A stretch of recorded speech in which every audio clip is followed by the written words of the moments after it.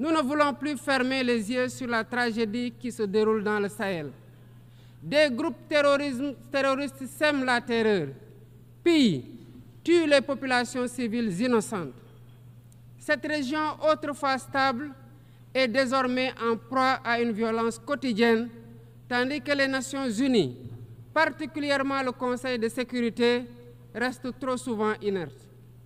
De même, nous ne pouvons pas accepter que le Sahel devienne le théâtre de rivalités de puissances étrangères dont les affrontements ne font qu'aggraver la déstabilisation de la région. Je dois rappeler ici que la paix et la sécurité de l'Afrique sont indissociables de la paix mondiale. Il est impératif que le Conseil de sécurité remplisse pleinement son rôle de garant de la stabilité internationale. Président de l'Assemblée générale, Mesdames, Messieurs les chefs d'État et de gouvernement, Monsieur le secrétaire général, Madame la secrétaire générale adjointe, Mesdames, Messieurs, distingués invités. Avant tout propos, je voudrais saisir cette tribune pour saluer à nouveau la mémoire de mon compatriote, Amadou Makhtar Mbow, qui vient de nous quitter. Ancien directeur général de l'UNESCO de 1974 à 1987, il fut un homme d'État émérite et un fervent acteur panafricain de la lutte pour les indépendances. Je félicite M. Philomène Yang pour son élection à la présidence de cette Assemblée générale des Nations unies, ainsi que son prédécesseur pour sa contribution à la mise en œuvre de notre agenda commun. À travers vous, je formule mes vœux de succès dans la conduite de nos travaux. Je salue également l'engagement constant du secrétaire général Antonio Guterres, dont les efforts pour promouvoir la paix, la dignité humaine et le multilatéralisme sont plus que jamais nécessaires. Le Sénégal renouvelle son plein soutien à sa mission en ces temps de turbulence mondiale. En prenant la parole aujourd'hui, je suis habité d'une conviction profonde: l'unité dans la diversité est la clé pour garantir le développement durable et la dignité humaine pour tous, partout dans le monde. Ce thème de la présente session, qui guide nos discussions, nous invite à repenser nos responsabilités collectives et à nous assurer que les principes fondamentaux des Nations unies, définis il y a près de 8 décennies, continuent de porter la promesse d'un monde plus juste et plus équitable. Mesdames, Messieurs, nous vivons dans un monde troublé, où les principes de la Charte des Nations unies, qui prônent l'égalité, la justice et le respect des droits humains, sont chaque jour mis en mal. Les conflits s'étendent, les inégalités se creusent et les crises climatiques aggravent la vulnérabilité de millions de personnes à travers le monde. De surcroît, nous assistons à une remise en cause inquiétante du multilatéralisme, à un moment où l'humanité en a le plus besoin. Le monde doit se regarder en face, sans complaisance. Les valeurs que nous avons juré de défendre sont piétinées dans plusieurs régions du globe.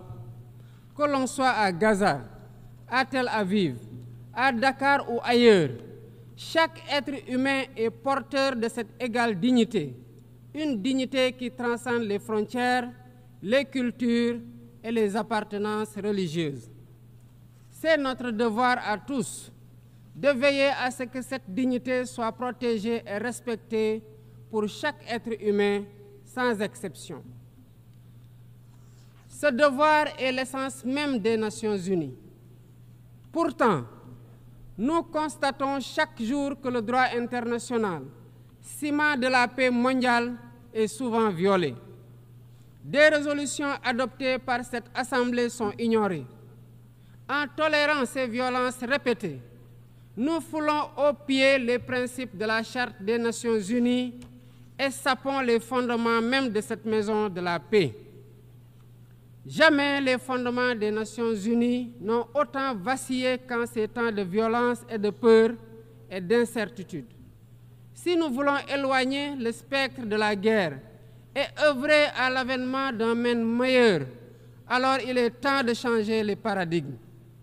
Il est temps de remettre l'humain au centre de l'agenda international, comme nous y invite le thème de cette session.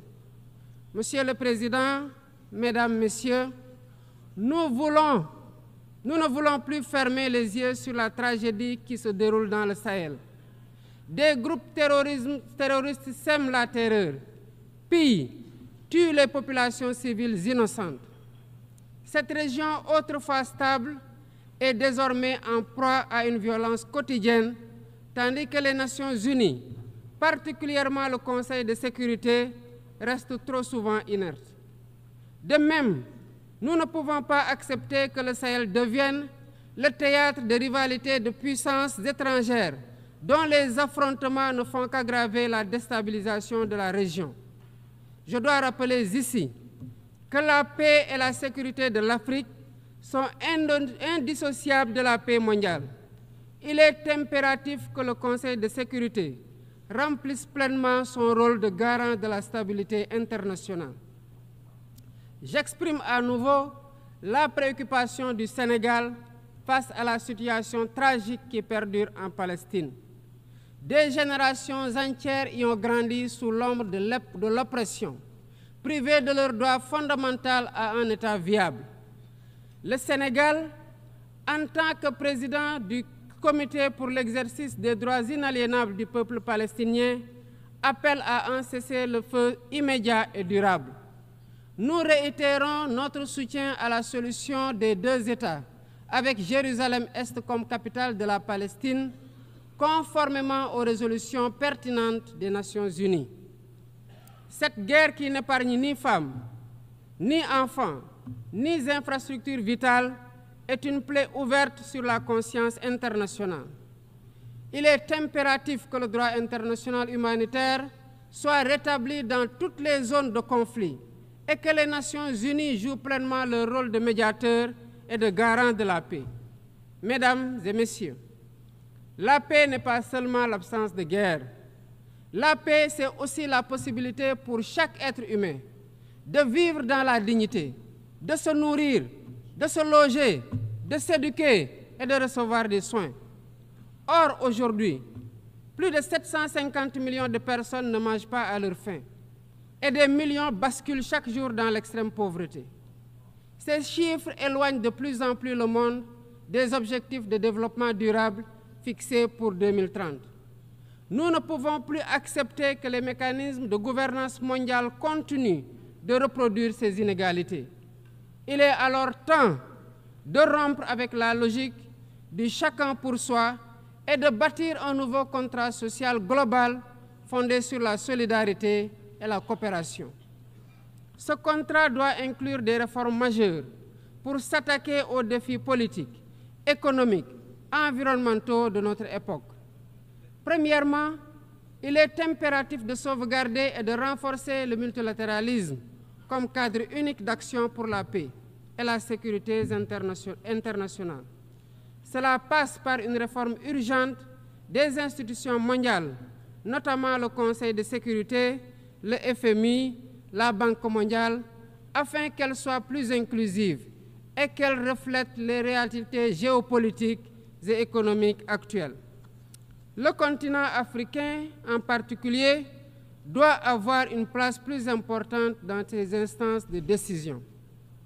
Deuxièmement, il est temps de corriger les injustices économiques qui freinent le développement de nombreux pays du Sud. Le commerce illégal, l'évasion fiscale, les flux financiers illicites et les congés fiscaux abusifs ruinent les pays en développement, notamment en Afrique. Ces injustices doivent être corrigées pour permettre à tous les pays de participer pleinement au commerce mondial et de bénéficier de la croissance économique. Troisièmement, Il est essentiel de garantir avec détermination et d'agir avec détermination contre le réchauffement climatique en respectant le principe de responsabilité commune mais différenciée.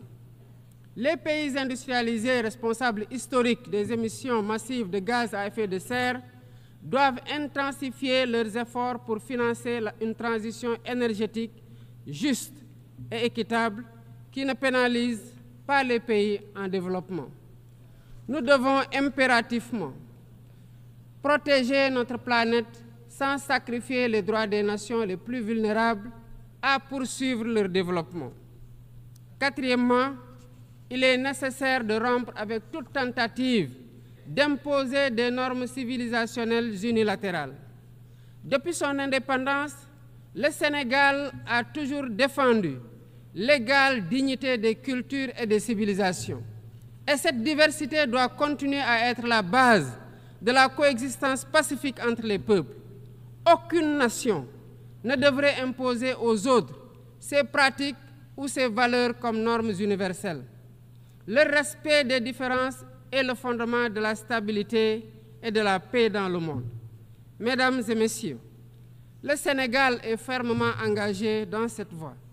Nous avons choisi de bâtir un État résolument tourné vers le développement durable avec des initiatives ambitieuses dans des domaines tels que les énergies propres, la souveraineté alimentaire et la gouvernance transparente. Mais nous savons que pour réussir, nous avons besoin de l'action collective et de la solidarité internationale. Aucun pays, aussi puissant soit-il, ne peut relever seuls les défis qui menacent l'humanité. Il nous faut donc agir ensemble, unis dans la diversité, pour construire un avenir où la dignité humaine est respectée, où la justice prévaut et où la prospérité est partagée. C'est par la coopération et le respect mutuel que nous surmonterons les crises qui secouent notre monde. Je vous remercie de votre aimable attention.